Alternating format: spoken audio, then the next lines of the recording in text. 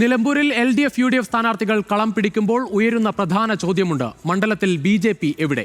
2-ാം തീയതിക്ക് മുൻപ് ഉത്തരം ലഭിക്കുമെന്നാണ് സംസ്ഥാന അധ്യക്ഷൻ രാജീവ് ചന്ദ്രശേഖറിന്റെ മറുപടി.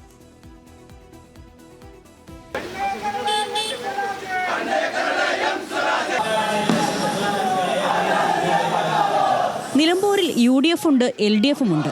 എന്നാൽ ഇതുവരെ ഇല്ലാത്തതും ഇനി വരുമോ എന്ന് ഉറപ്പില്ലാത്തതും NDA ആണ്.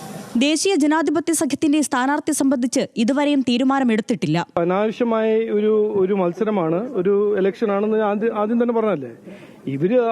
ഇവരല്ലേ ഈ BJP അല്ല, LDF UDF അല്ലേ ഈ ഇലക്ഷന്റെ ഒരു സൃഷ്ടിക്കുന്ന അവരല്ലേ ചുമതല. അവര് ചെയ്തു. ഇനി 6-7 മാസമുണ്ട് ഈ അസംബ്ലിന്റെ ടേമില്. അതെല്ലാം വിചാരിച്ചിട്ടും അത് ചിന്തിച്ചിട്ട് ഞങ്ങൾ തീരുമാനിക്കും. ഞാൻ പറയാം. അത് 2-ാം തീയതിന് മുമ്പ് ഞാൻ പറഞ്ഞുതരാം.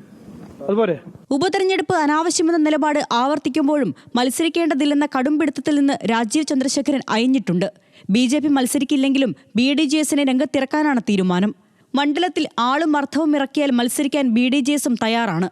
ശക്തമായ പോരാട്ടം നടക്കുന്ന നിലമ്പൂരിൽ നിന്ന് വിട്ടുനിന്നാൽ രാഷ്ട്രീയമായി തിരിച്ചടിയുണ്ടാകുമെന്ന വിലയിരുത്തലിലാണ് നേതാക്കൾ. അതിനാൽ അധികം വൈകാതെ നിലമ്പൂരിലേക്ക് NDA സ്ഥാനാർത്ഥിയും എത്തും. ന്യൂസ് മലയാളം, തിരുവനന്തപുരം.